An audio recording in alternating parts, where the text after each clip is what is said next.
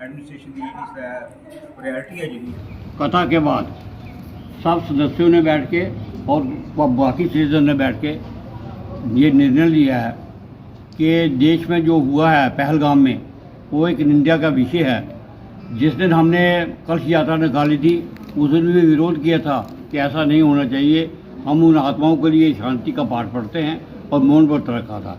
आज ये निर्णय हुआ है कि इस दुख में पूरा समाज शामिल है, चाहे वो ब्राह्मण सभा कठुआ है, हिंदुस्तान की है या कोई और मजहब और कौम है, लेकिन जो हिंदुस्तानी है वो जो हुआ पहलगाम में जो हुआ है वो गलत है। उसके विरोध में ये हमने फैसला किया है कि हम यहाँ ब्राह्मण सभा में जो कथा का काम है वो कथा का काम है 23 से शुरू हुआ है, 29 तक बराबर वही जैसा ही चलेगा।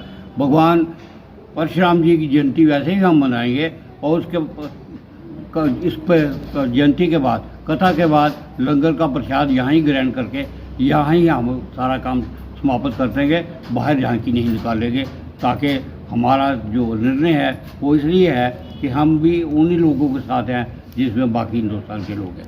धन्यवाद। शाम को श्री ब्रह्म सभा कठुआ में एक इमरजेंसी मीटिंग का आयोजन किया गया। हमारा जो प्रोग्राम है जो 23 से लेकर 29 तक चलना था, चल रहा है। कलश यात्रा जो वो 23 को निकाली गई और उसे हमने बड़े सादे तरीके से यह मनाया। देश के मौजूदा हालात को देखते हुए श्री ब्रह्म सभा कठुआ के सभी सदस्यों ने यह फैसला किया है कि इस बार पहलगाम के पास हुई जो बर्बरता की हदें क्रॉस कर देने वाली जो घटना हुई है उसके मद्देनज़र पूरा ब्राह्मण समाज राष्ट्र के साथ है। हमारी संवेदनाएं उन लोगों के और उन परिवारों के साथ हैं जिन्होंने वहाँ पर अपनी जानें दी हैं। फैसला ये लिया गया है कि जहाँ 29 तारीख को जो हमने प्रोग्राम करना था उसमें एक बड़ी तब्दीली की गई। इस बार हम आम तौर पर जो यात्रा निकालते थे, शोभा यात्रा बड़े भव्य तरीके से, काफ़ी झांकियाँ निकलती थी, पूरे जिला भर से काफ़ी लोग इसमें शामिल होते थे।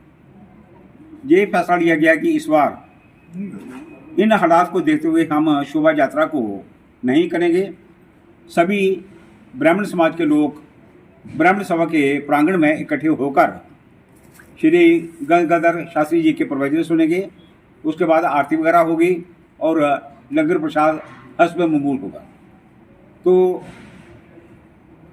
हम ये कहना चाहते हैं कि इस नाजुक हालात में हम सभी का फर्ज बनता है कि हम गवर्नमेंट का और एडमिनिस्ट्रेशन का पूरा साथ दें।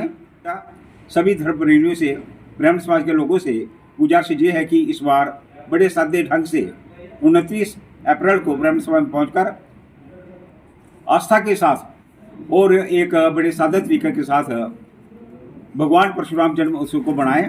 लेकिन शोभा यात्रा के लिए जो तैयारी आम करते थे, झांकियाँ निकालते थे, स्टॉल वगैरह लगाते थे और रास्ते में अलग जगह पर कीर्तन वगैरह हुआ करते थे, लाउड स्पीकर का इस्तेमाल होता था, परशुराम चालीसे पढ़े जाते थे।